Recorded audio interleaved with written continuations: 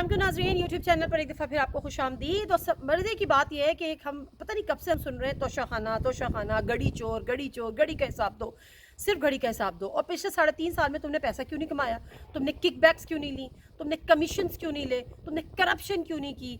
तुमने जायदादें क्यों नहीं बनाई? तुम मुल्क से बाहर ही नहीं गए। ये तकलीफ़ है असल में इस हुकूमत को कि जो कुछ हम करते आए हैं, जो इस पाकिस्तान में सियासतदानों की या वज़ीर आज़म की हिस्ट्री है, वो हिस्ट्री को, उन फुटप्रिंट्स को इमरान खान साहब ने फॉलो क्यों नहीं किया? क्या हमारे मुल्क में कोई ऐसी तारीख है कि किसी को आप वज़ीर आज़म के ओहदे से हटा दें, वज़ीर आज़म हाउस से बाहर निकाल दें और वो मुल्क से बाहर ही ना जाए? क्या किसी की ऐसी हिस्ट्री है कि उस पर कोई करप्शन का केस ना बनाओ? क्या किसी की कोई ऐसी हिस्ट्री है कि उसने मुल्क से बाहर जायदादें ना बनाई हो? क्या किसी की ऐसी कोई हिस्ट्री है कि उसने अपना बिजनेस इस्टेब्लिश ना किया हो, अपनी औलादों को, अपने रिश्तेदारों को ना नवाजा हो? ये असल में मसला है जो सबसे ज़्यादा शोर है। अब जो तोशा खाना का घड़ी चोर जो उन्होंने एक बयानिया बनाया है, वो इसमें कोई शक नहीं है। और जो खान साहब के बड़े से बड़े मुखालिफ है ना, वो भी खामोशी से और ऑफ द रिकॉर्ड इस बात को मानते हैं कि ये एक सियासी बयानिया है, इसका करप्शन से कोई ताल्लुक नहीं है। अच्छा, उसकी एक वजह है, उसकी वजह मैं आपको बाद में बताऊंगी। इमरान खान साहब आते हैं, एक तकरीर करते हैं, खिताब करते हैं और चले जाते हैं, और फिर अगले एक हफ्ते तक जो है शोर मचता रहता है, उस लकीर को लोग पीटते रहते हैं। अब खान साहब आए, उन्होंने कहा मेरी घड़ी मेरी मर्जी, कर लो जो करना है। अब जो कुछ नहीं कर पा रहे वो भी कुछ करने की कोशिश कर रहे हैं, लेकिन हकीकतन कुछ नहीं कर पा रहे। और तो और अल्लाह ताला ने हमें ये दिन भी दिखाना था, पता नहीं कौन से हमारे गुनाहों की सज़ा है माजरत के साथ, कि सलमान शहबाज साहब मुल्क में वापस आते हैं और हमें करप्शन पे भाषण देते हैं और कहते हैं कि जी इमरान खान साहब के हाथ काट देने चाहिए। अगर तोशा खाना से घड़ी लेकर जिस भी कीमत पर फ़रोख्त करने पर हाथ काट देने चाहिए, तो फिर जिस पैमाने पर हमारे इस मुल्क में करप्शन हुई है उसमें तो गर्दनें उड़ा देनी चाहिए। सोचने की बात है, समझने की बात है, शर्म से डूब मरने का मुकाम है उन तमाम लोगों के लिए जो अब तक करप्शन करते आए हैं और कहते हैं कि हम पे सियासी केसेस हैं। तो फिर बताएं ना कि आपके पास इतना कहाँ से पैसा आया। फिर आप क्यों नहीं बताते कि आपने जो एवनफील्ड अपार्टमेंट है वो किस पैसे से लिए? 18 साल 21 साल में उन बच्चों के पास ऐसा कौन सी अलादीन का चिराग था जिससे आपने वो फ्लैट्स खरीद लिए?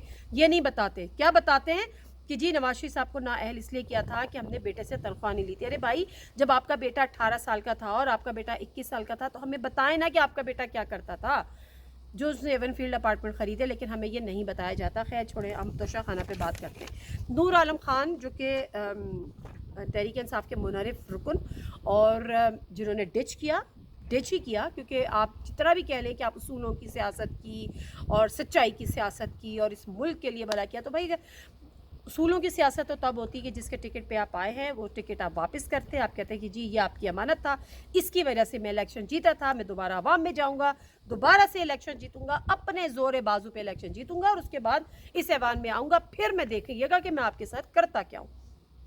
अच्छा, आज वो कह रहे हैं इमरान खान पे आर्टिकल 6 लगा दे। खुदा की कुदरत, इसको खुदा की कुदरत कहते हैं ना, अल्लाह दे और बंदा ले। अच्छा, मैं बहरहाल उनको, जब उन्होंने इमरान खान साहब को डिच किया, इस हुकूमत का साथ दिया, तो उनको तोहफे के तौर पे पब्लिक अकाउंट्स कमेटी की चेयरमैनशिप दे दी गई। और पब्लिक अकाउंट्स की कमेटी की चेयरमैनशिप उनके पास है। कल उनका एक स्टेटमेंट सामने आया जिसमें उसने आया कि बड़ा दबंग वैसे तो बयान था, मैं तो खुशी से वो हो गई, मैंने कहा यार ऐसे लोग भी हैं।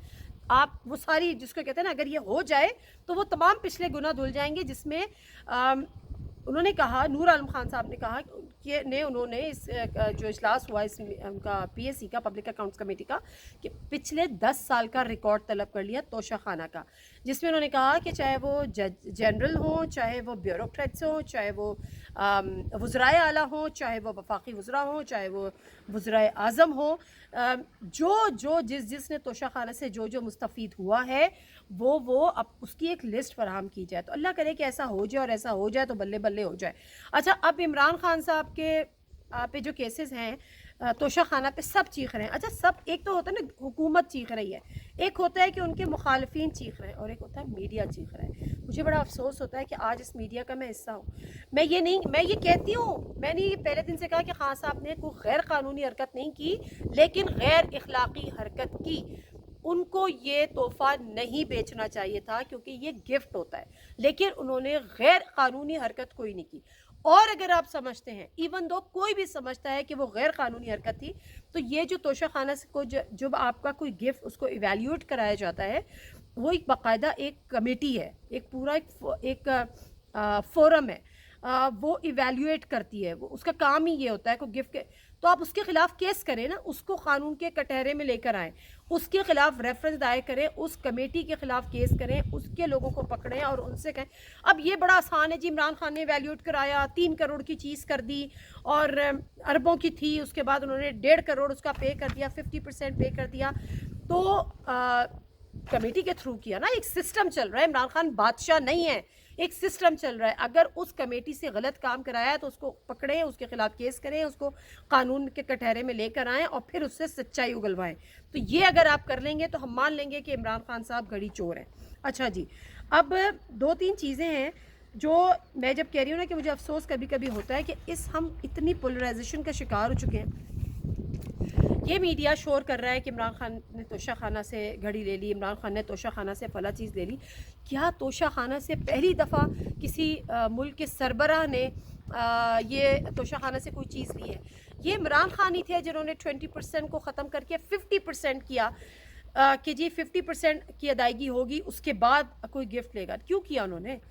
ہمارے یہاں ملک میں تو ایسی ایگزامپلز ہیں کہ انہوں نے توشہ خانہ میں ایک پینی بھی ادا نہیں کی, گاڑیاں ملی ہیں اور گاڑیاں گھر لے کر چلے گئے. کیا یہ ایگزامپل آج کسی کو یاد ہی نہیں آتی؟ نہیں یاد آتی تو میں بتا دیتی ہوں, اس میں کون سی ایسی بڑی بات ہے. یوسف رضا گیلانی صاحب اور نواز شریف صاحب پر ریفرنس ہے, وہ ابھی بھی ایک ریفرنس کا سامنا کر رہے ہیں. وہ ریفرنس یہ ہے کہ بلکہ گزشتہ سال مجھے یاد ہے کہ ان پہ احتساب عدالت میں ان کی پیشی بھی تھی, وہ نہیں ہوئے تھے تو ان کو وارنٹ گرفتاری جاری ہو گئے تھے, اس کے بعد تو ضمانتیں ہو جاتی ہیں, اور ویسے بھی نواز شریف صاحب تو ملک میں نہیں تھے. زرداری صاحب اور گیلانی صاحب کو بھی کئی دفعہ انہوں نے طلب کیا, ان پہ گاڑیاں لینے کا الزام تھا. اب معاملہ کیا ہوا تھا, زرداری صاحب اور نواز شریف صاحب نے غیر قانونی طور پر گاڑیاں حاصل کی تھیں, اور جب وزیر اعظم گیلانی صاحب تھے تو گیلانی صاحب نے قانون میں ترمیم کی, قانون میں نرمی کی, اور صرف 15% ادائیگی کے بعد وہ گاڑیاں نواز شریف صاحب نے بھی لیں اور زرداری صاحب نے بھی لیں. تو سوال یہاں پر یہ ہے کہ وہ گاڑی چور ہو گئے, ہے نا؟ تو پھر جو گاڑی چور جس کو آپ کہہ رہے ہیں, تو پھر آپ گاڑی چور بھی کہیں. نواز شریف صاحب کو UAE کے حکمرانوں نے BMW گفٹ کی, وہ گاڑی انہوں نے توشہ خانہ میں جمع ہی نہیں کرائی, وہ سیدھا ڈرائیو کر کے یا ڈرائیو کروا کے اپنے گھر لے گئے. لیکن وہ گاڑی چور نہیں ہے کیونکہ عمران خان گھڑی چور ہے. آگے چلتے ہیں. اچھا جی, نیب کے مطابق 2008 میں اس وقت کے وزیر اعظم یوسف رضا گیلانی نے, یہ تو میں نے آپ کو بتا دیا. نواز شریف صاحب پہ کیا الزام ہے یہ بھی میں نے آپ کو بتا دیا. اچھا, نیب نے بتایا کہ نواز شریف صاحب 2008 میں کسی عہدے پر نہیں تھے اور بغیر کسی درخواست کے دیے توشہ خانہ سے ان کو گاڑی دی گئی. ان کی گاڑیوں کی ادائیگی عبدالغنی مجید نے جعلی اکاؤنٹ سے کی.